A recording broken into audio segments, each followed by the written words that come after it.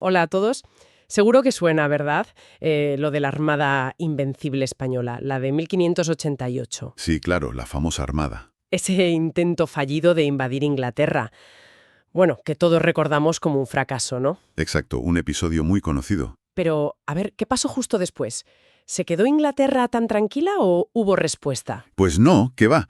Apenas un año más tarde, en 1589, Inglaterra montó la suya. La suya. Sí, su propia operación naval contra España y Portugal. Y ojo, que no era una cosita pequeña. Era una flota aún mayor que la española del año anterior. Mayor. Vaya. Estamos hablando entonces de la que llaman contraarmada, ¿verdad? O a veces, irónicamente, la invencible inglesa. Esa misma. Una expedición gigantesca. La idea era dar un golpe definitivo a España, acabar con su poder naval. Vamos a cambiar el mapa político de Europa. Y aquí viene lo increíble, ¿no? Que siendo una operación tan enorme y además un desastre para Inglaterra, quizás incluso mayor que el de 1588 para España, Sí, mucho mayor en proporción. pues apenas se conoce. Es como si la hubieran escondido bajo la alfombra durante siglos. Totalmente. Se intentó silenciar de una manera bastante descarada. Pues hoy vamos a hacer eso, vamos a levantar la alfombra. Queremos entender por qué falló tan estrepitosamente y por qué ese silencio. Vale, vamos a desgranar esto. Perfecto. Para empezar, el contexto. Es que después de repeler la Armada Invencible, en Inglaterra se vino arriba la moral. Mucho. Se crecieron, ¿no? Se crecieron muchísimo. Una soberbia tremenda. Pensaron que España estaba herida de muerte, que era el momento perfecto para la estocada final. Y claro, con esa mentalidad se marcaron unos objetivos, desmesurados. Suena a exceso de confianza total, sí. ¿Qué querían conseguir exactamente? ¿Cuáles eran esos objetivos tan ambiciosos? Pues mira, eran tres principalmente. Primero, destruir los barcos españoles que quedaban reparándose en los puertos del norte. Santander, San Sebastián, Coruña. Acabar con lo que quedaba de la flota. Vale, lógico, desde su punto de vista. Segundo, y este era el gordo, tomar Lisboa. No solo tomarla, sino meter allí a Antonio de Crato, que era un pretendiente al trono portugués apoyado por Inglaterra. A un rey títere. Exacto. Convertir Portugal y todo su imperio, que incluía Brasil nada menos, en un protectorado inglés. Imagínate el cambio estratégico. Era brutal. Uf, desde luego. ¿Y el tercero? El tercero era capturar las Azores. Clave en medio del Atlántico. Una base perfecta para controlar las rutas y sobre todo para pillar la flota de Indias española. El oro, la plata. O sea que iban a por todas. Aniquilación naval, control de Portugal y su imperio, y el control del Atlántico y sus riquezas. A por todas, sí. La ambición era gigantesca.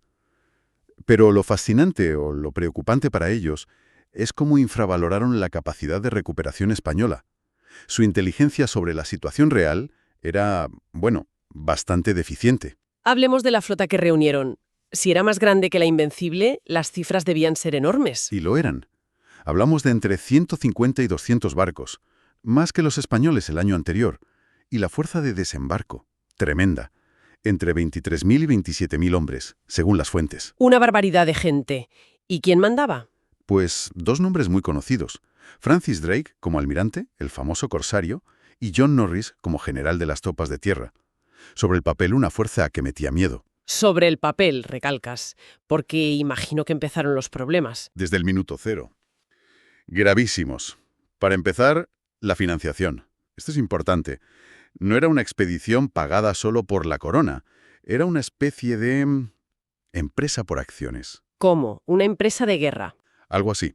La reina Isabel puso pasta, sí, pero también pusieron muchos nobles, comerciantes, armadores. Y claro, ¿qué querían todos estos inversores? Pues beneficios rápidos. Botín. Exacto. Botín fácil y rápido. Y eso chocaba directamente con los objetivos militares a largo plazo. Las prioridades estaban, digamos, distorsionadas desde el principio. Ya entiendo. El saqueo por delante de la estrategia. Y la logística. Mover a tanta gente y barcos necesita una organización impecable. Pues fue un desastre. Una chapuza monumental. Acumularon retraso tras retraso. ¿Y sabes qué pasó? ¿Qué? Que se comieron casi un tercio de las provisiones antes de salir de puerto. Salieron con comido para apenas 2 semanas. 2 semanas para una campaña que debía durar meses. Increíble. Eso ya es empezar con mal pie. Malísimo.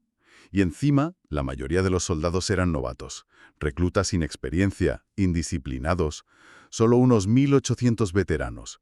Y lo más fuerte, apenas llevaban artillería de asedio pesada, ni caballería. Sin cañones para derribar murallas y sin caballos para moverse en tierra.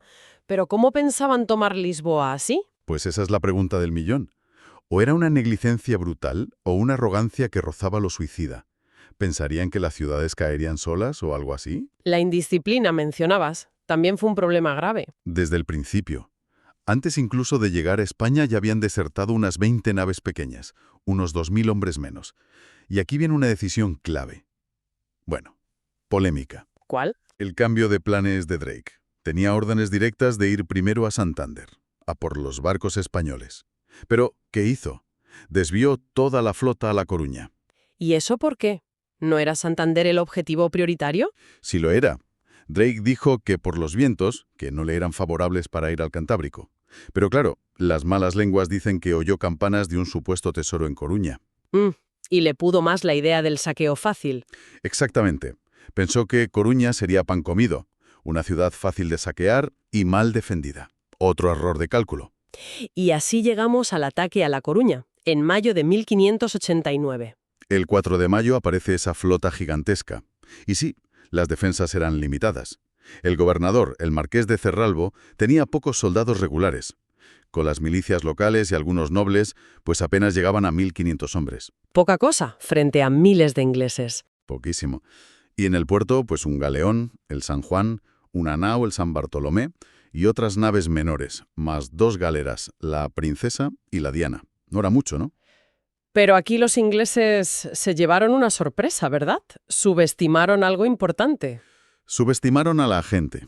A los coruñeses, la población civil se implicó a fondo en la defensa. Y eso fue decisivo. ¿Cómo fue el ataque? Desembarcaron unos 8.000 hombres. Arrasaron el barrio de la Pescadería, que estaba fuera de las murallas. Un saqueo brutal, ¿eh? Mataron a unas 500 personas, muchos civiles. Una crueldad terrible. Eso, en lugar de amedrentar, imagino que encendió más la resistencia. Totalmente. Cuando intentaron asaltar la ciudad alta, la que estaba amurallada, se encontraron una defensa feroz. La guarnición, los vecinos, todos a una. Hombres y mujeres. Mujeres también, ¿sí? Sí. Rechazaron un asalto tras otro. Los ingleses intentaron volar la muralla con una mina cerca del convento de Santo Domingo, pero le salió rana. La explosión fue pequeña, apenas abrió una brecha y casi les desmoralizó más a ellos. Vaya, un ejemplo claro de esa subestimación de la determinación española que decías. Clarísimo. Y en medio de esa defensa numantina surgió la figura de María Pita. El momento cumbre de la defensa de Coruña. Cuéntanoslo. Pues el relato es tremendo. Fue el 14 de mayo. Los ingleses consiguen por fin abrir una brecha seria, y un alférez suyo, con la bandera inglesa, logra subir a lo alto de la muralla. Parecía que ya estaba todo perdido. El símbolo de la conquista. Exacto. Pero entonces, María Pita, que según se cuenta acababa de ver cómo mataban a su marido allí mismo en la lucha, agarra una pica, se lanza contra el alférez inglés, lo mata, le arranca la bandera y grita aquello de «Quien tenga honra que me siga». Impresionante. Un acto individual que cambia todo. Cambió la psicología de la batalla, sin duda. Ese gesto, y el de otras mujeres valientes como Inés de Ben, fue como una descarga eléctrica para los defensores. Les dio alas. Les dio alas, sí. Se lanzaron a un contraataque furioso y echaron a los ingleses de la brecha. Fue el principio del fin para ellos en Coruña. Así que Coruña fue el primer gran fracaso de la contraarmada. Y muy humillante. El 18 de mayo, viendo que no podían tomar la ciudad y que además llegaban noticias de refuerzos españoles por tierra, Norris y Drake ordenaron la retirada. ¿Con qué balance se fueron de Coruña? Pues con unas 1.300 bajas propias, varios barcos y barcazas perdidos, sin haber conseguido ni agua ni comida fresca, y lo peor, con las enfermedades, sobre todo el tifus, empezando a hacer estragos en la flota. Un desastre. Dejaron atrás unos 1.000 defensores muertos, eso sí, pero se fueron derrotados. Derrotados y con la moral por los suelos. Y ojo, que nada más zarpar, otros 10 barcos con otros 1.000 hombres desertaron. La sangría no paraba. El desastre solo acababa de empezar. Y el siguiente objetivo era el principal, Lisboa. ¿Cuál era el plan allí? El plan era complejo. Norris desembarcaría en Peniche, a unos 75 kilómetros al norte de Lisboa, con unos 10.000 hombres. marcharía por tierra. Contaban con que Antonio de Crato, el pretendiente portugués que llevaban, provocaría un levantamiento masivo a su favor. Mientras Drake atacaría por mar, desde el Tajo, ¿no? Esa era la idea. Norris por tierra con el apoyo popular portugués y Drake por el río. Pero esa confianza ciega en el apoyo portugués, ¿funcionó? Fue otro error de cálculo garrafal. El levantamiento masivo nunca se produjo. ¿Sabes cuántos portugueses se unieron a Crato? ¿Cuántos? Apenas 300. 300 civiles. La inmensa mayoría de la población o los ignoró, o peor aún, les fue hostil. ¿Por qué? ¿No querían a Crato? No tanto eso, es que veían a los ingleses como lo que eran en muchos casos, invasores, herejes y piratas. Llevaban años sufriendo los ataques de Drake y otros corsarios. No se fiaban un pelo. Y la marcha de Norris hacia Lisboa fue un infierno. ¿Qué pasó en esa marcha? De todo, y todo malo. Primero, el hostigamiento constante de pequeñas partidas de caballería y soldados españoles y portugueses leales a Felipe II. Les atacaban, desaparecían. Una guerra de guerrillas. La táctica de tierra quemada también les hizo daño, ¿no? Muchísimo. Los españoles y portugueses vaciaron los pueblos por donde pasaban los ingleses. No encontraron comida ni suministros.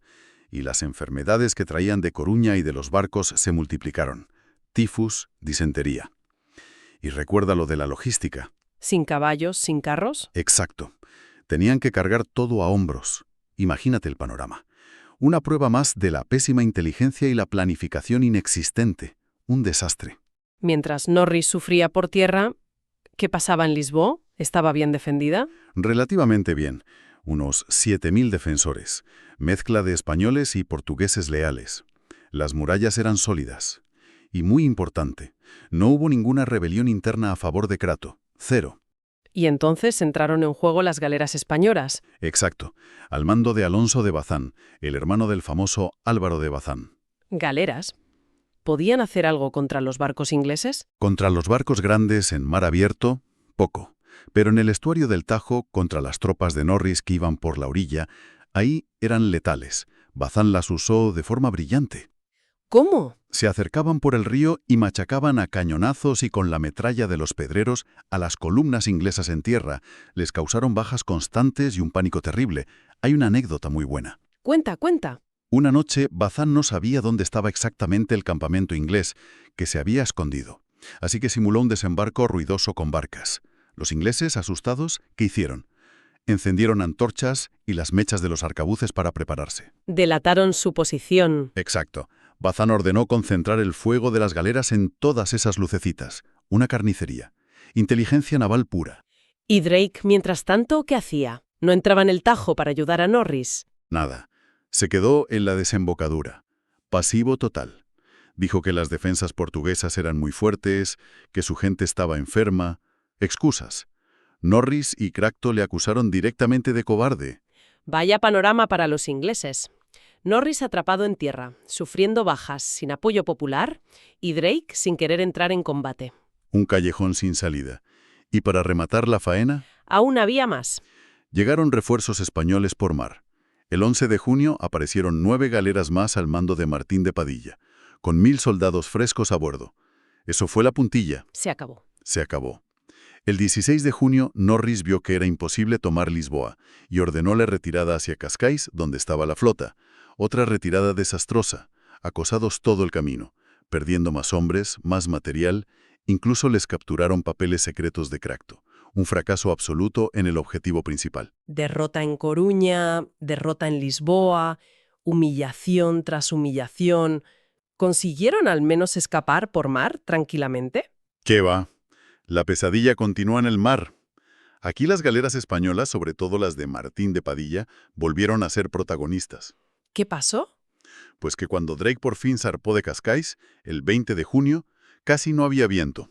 Calma chicha. Sí. Y eso, para los grandes veleros ingleses, era terrible. Mm. Pero para las galeras, impulsadas a remo, Era su momento. su momento ideal. Padilla aplicó la táctica de empopada. ¿En qué consiste eso? Te colocas con la galera justo detrás, a popa, del barco enemigo inmovilizado por la falta de viento.